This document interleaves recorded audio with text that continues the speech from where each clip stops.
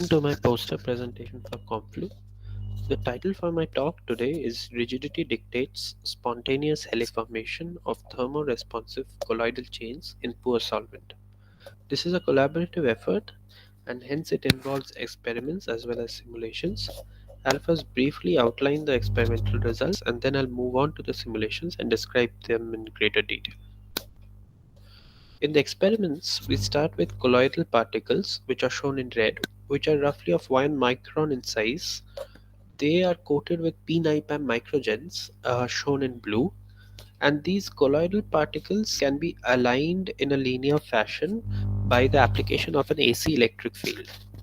The p-nipam microgels are made to then cross-link with each other, and then one obtains a chain of colloids where each colloid behaves as an effective monomer, and thus one has a polymeric chain of colloids.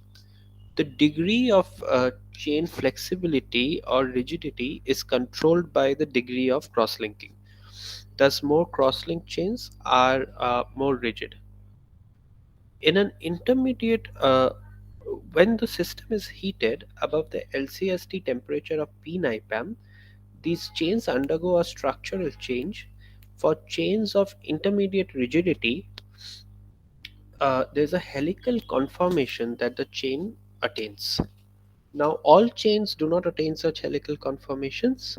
Only chains which belong to a certain range of rigidity do.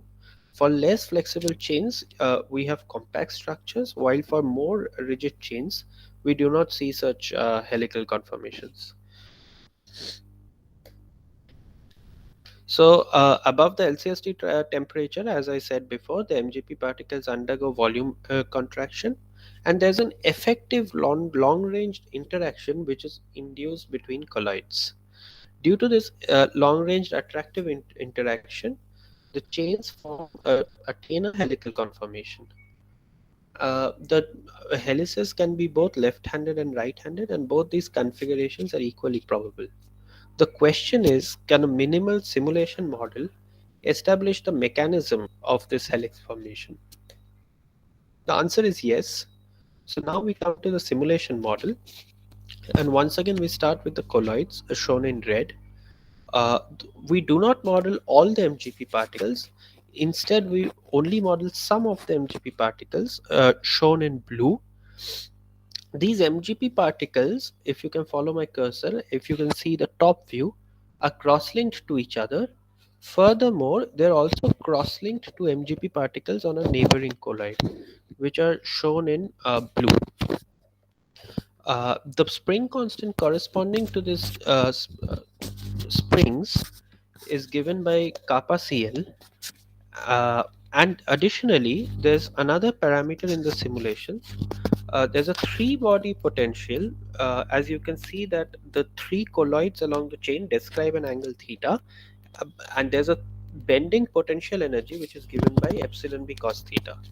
This is invoked because we do not model all the MGP particles which contribute to the chain rigidity. Thus, we end up with two parameters, kappa CL and epsilon b. To implement the LCST transition, we do the following. We unequally decrease the equilibrium length of the springs shown in blue of spring constant kappa CL. This introduces asymmetric forces along the chain contour and leads to the formation of helices. This simulation video will establish this point better. Here we have a chain of colloids. We do not show the MGP particles in this video. Just as in experiments, we start with a linear arrangement, and then there's a king structure which forms, and there's a contraction, and a helical conformation gradually emerges. The helical conformation is robust to temperature fluctuations and is also stable over long periods of time.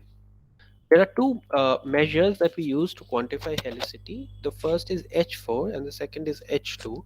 We need two measures precisely because the measure H4 gets nullified when one has segments of opposing handedness along the chain contour.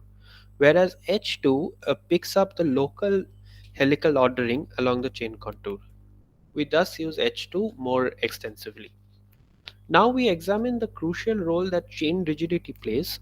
So we plot a phase diagram using the two simulation parameters that we have, which is kappa CL and epsilon B. Kappa CL is the spring constant between the MGP particles on two adjacent colloids, and epsilon B is the strength of the bending potential. We once again see that only in a narrow range of epsilon B do we attain helices. For more flexible chains, which corresponds to lower epsilon b, we do not have helical structures, while for more rigid chains, which corresponds to higher values of epsilon b, we do not see helical structures. This is exactly what is seen in experiments, and why this is so can be elucidated using the mechanism of helix formation. So, to understand the mechanism of helix formation, we once again start with the colloids and the MGP particles, now shown in black. They're connected by springs to each other.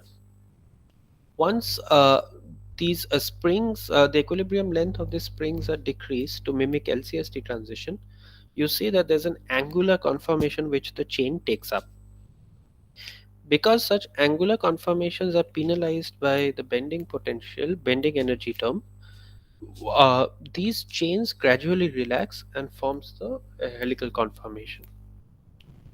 Now, what happens to chains that are for chains that are flexible? There is not enough bending energy cost for the chain to attain an angular conformation, and hence such angular conformations are favored over these helical conformation, and we don't have helices.